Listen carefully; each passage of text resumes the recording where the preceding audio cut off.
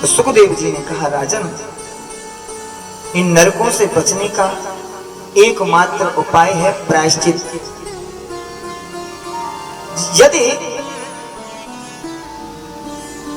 यदि हमसे कोई भूल हो जाए और भूल से कोई पाप हो जाए, उसी समय प्रभु की शरण में चले जाओ और भगवान की शरण में जाके भगवान से प्रार्थना करो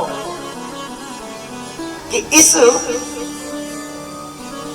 अक्षम्य अपराध के लिए हमें क्षमा करें, और आगे से संकल्प लें कि आगे से ऐसा कृत्य हम नहीं करेंगे। संकल्प लें। बोले, नरक में जाने से कोई बचा है क्या? पहले ऐसा करने से, भगवान की शरण में जाने से बोले बचे। तो एक अजामिल का दृष्टांत दिया। अजामिल एक ब्राह्मण थे और संस्कृत के प्रकांड विद्वान थे, वेदांत के एक महान विद्वान थे। देखो, धस्य व्यक्ति को कहां से कहां ले जाता है, ये अगर देखना है तो आप अजामिल की कथा सुनिए।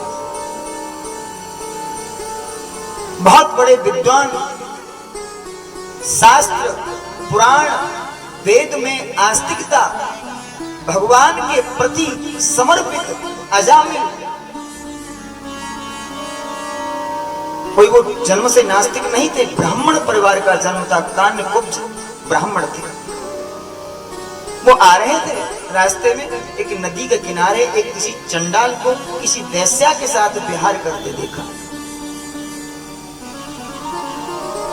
वो चंडाल को वेश्या के साथ अश्लील हरकत करते देखा और उस दृश्य को देखकर उनके मन में काम वासना प्रकट हुई और वो उस वेश्या पर आसक्त हो गए। उस वेश्या को रिझाने के लिए, प्रसन्न करने के लिए अपने घर से धन चुरा चुरा कर उस वेश्या को प्रसन्न करने का प्रयास किया और सब लुटा दिया। माता पिता का देहांत हो गया। अंत में उस वेश्या को ही पत्नी बना के अपने घर में रखी। लोगों ने उसका त्याग कर दिया, बोले वेश्यागामी हो गया। अब कोई कथा ऐसे व्यक्ति पर कौन कराए? न कोई कथा करावे, न हवन करावे, त्याग दिया।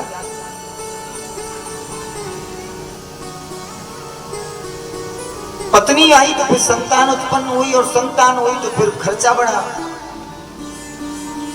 और उस खर्चा को पूरा करने के लिए क्या करे बेचारा।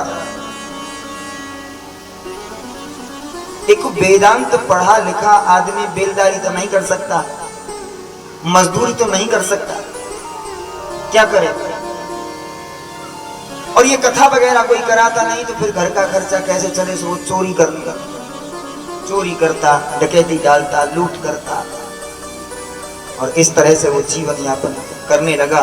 कुछ साधु संत एक दिन आए और उन साधु संतों ने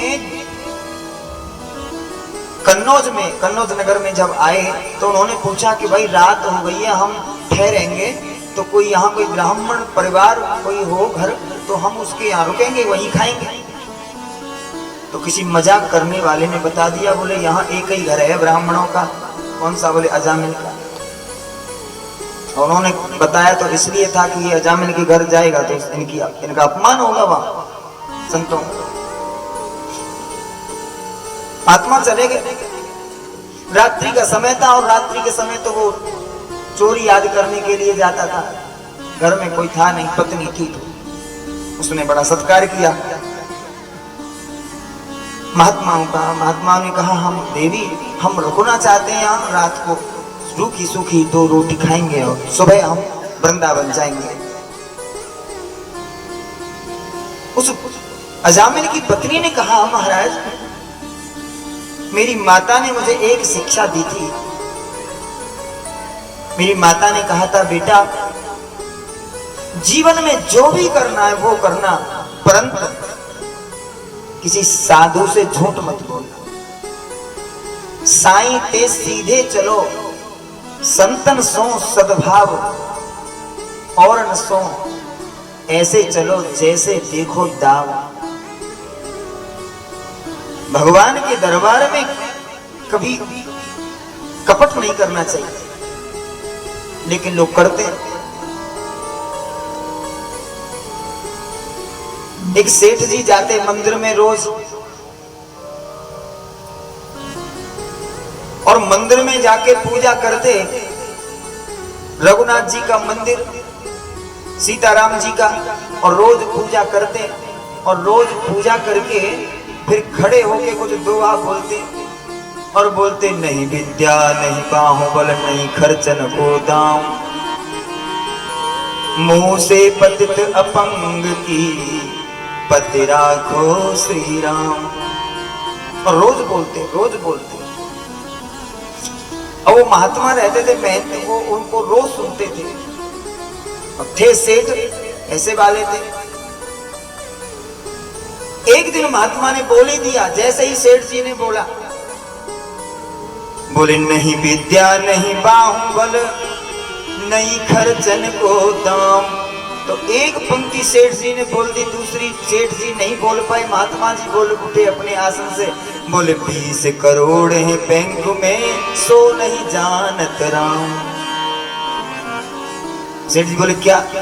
अरे बोले राम जी सब जानते हैं कि तुम्हारी बैंक में 20 करोड़ रुपए तो बैंक में जमा है, और तुम खामे का फेंकाते हो भगवान को।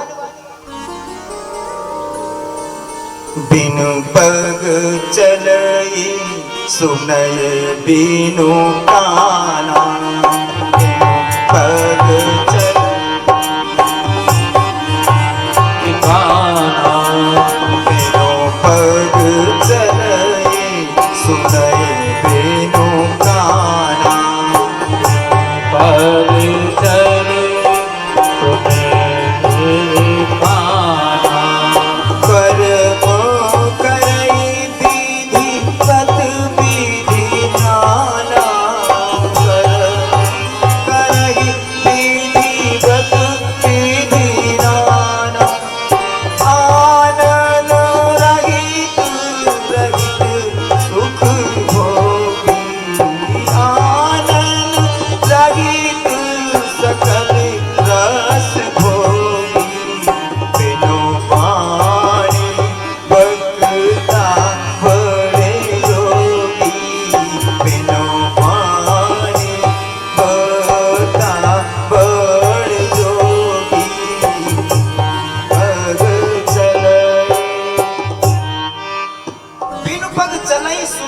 काना,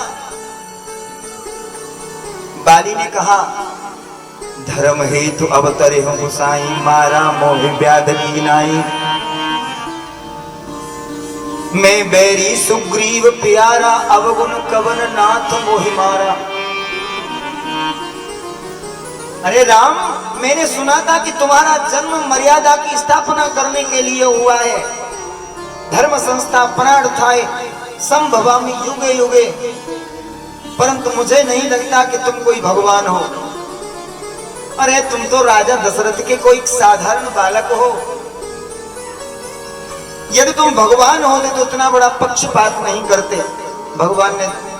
भगवान जान गए, बोले इसको हमारी भगवत्ता पर संशय है। तो भगवान राम ने कहा कि सुन अनुज वधु भगनी सुतनारी सुन सनकम सुन सत कन्या समय चारी, इन्हें कुदृष्ट विलोक जोई, ताई बधे कछु पापनोई। देख, यदि तू हमें दशरथ का पुत्र ही मानता है तो मानता रहे, दशरथ के पुत्र हैं तो भी हम एक साधारण दशरथ के पुत्र हैं, फिर भी हमने दोष नहीं किया तुझको मारकर। बोले क्यों? क्योंकि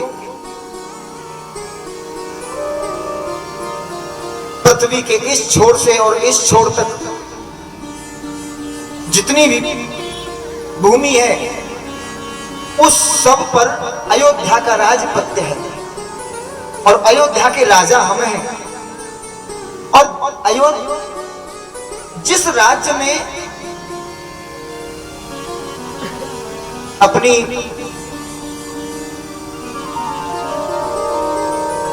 छोटे भाई की पत्नी, बहन, बेटी, इन सबको एक समान नहीं देखता, इनको कुदृष्टि से देखता है, ऐसे व्यक्ति को दंड देने का काम राजा का होगा। अंत कुकृत्य करने वाले को दंड देने का काम राजा का किया है। इसलिए यदि हम अयोध्या के साधारण दशरथ के पुत्र हैं तो भी हमने कोई अपराध नहीं किया, परंतु भगवान ने कहा इसको प्रमाण दूं। मम आश्रित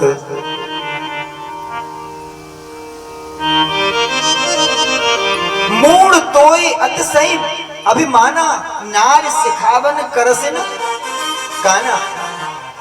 बोले तारा ने तुझको समझाया था ना कि इस समय लड़ने मत जाओ। सुग्रीव से दो अयोध्या के राजकुमारों के साथ मित्रता हो गई है। तो बाली की समझ में आ गया कि ये थे ऋषिमुख पर और हमारी बात हो रही थी तारा से हमारे घर में, तो इन्होंने कैसे सुन लिया।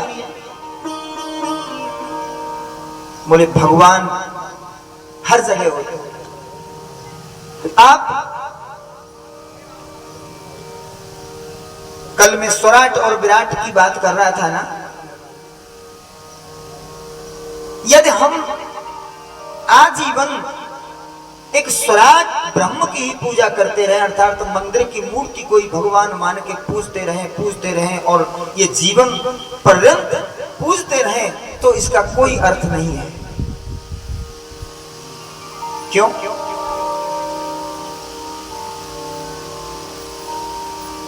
जिस मंदिर में जाते हैं हम, उस मंदिर के बरामदे में, गर्भगृह में या मंदिर के आगे पीछे कोई पाप नहीं कर सकते।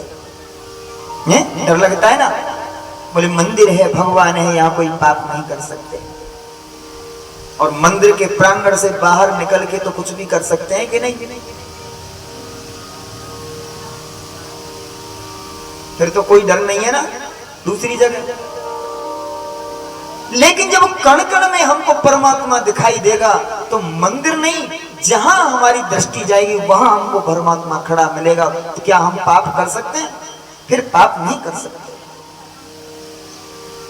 तो हमारी दृष्टि स्वराट ब्रह्म तक ही सीमित न रहे, विराट ब्रह्म तक सीमित हो जाए। विराट ब्रह्म के दर्शन हमको हो जाए, क्योंकि भगवान हर जगह देखता है, हर जगह देखता है। आप जमीन में गड्ढा खोद के या डबल बेसमेंट बना के अंदर जाके भी कोई पाप करेंगे तो भगवान की नजर वहां होगी।